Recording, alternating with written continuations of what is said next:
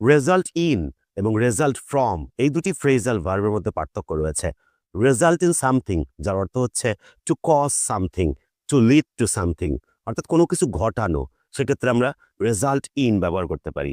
যেমন যদি বলি যে ধূমপান মৃত্যু ঘটায়, তখন দেখুন ধূমপান কোনো কিছু এবং যেটি কোনো কিছু ঘটায়, সেক্ষেত্রে কজ বা লিড টুর পরিবর্তে আপনি রেজাল্ট ইন ব্যবহার করতে পারেন, যে স্মোকিং রেজাল্টস ইন ডেথ। যদি বলি যে হতাশা ব্যর্থতা ঘটায়, তাহলে বলতে পারেন ডিপ্রেশন রেজাল্টস ইন ফেইলিয়ার। কিন্তু রেজাল্ট ফ্রম যার অর্থ হচ্ছে কোনো কিছু দ্বারা কোনো কিছু ঘটা, মানে to be caused by something, মানে কোনো কিছুর কারণ হওয়া, ফলস্বরূপ কোনো কিছু আসা, সেক্ষেত্রে রেজাল্ট ফ্রম সামথিং ব্যবহার করতে পারেন। যদি বলি যে মৃত্যু ধূমপান থেকে ঘটে বা ধূমপান থেকেই আসে, তাহলে বলতে পারেন যে death results from smoking.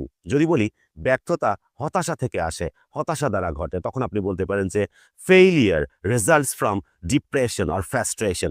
Thanks for watching this video. If you like this video, don't forget to share it.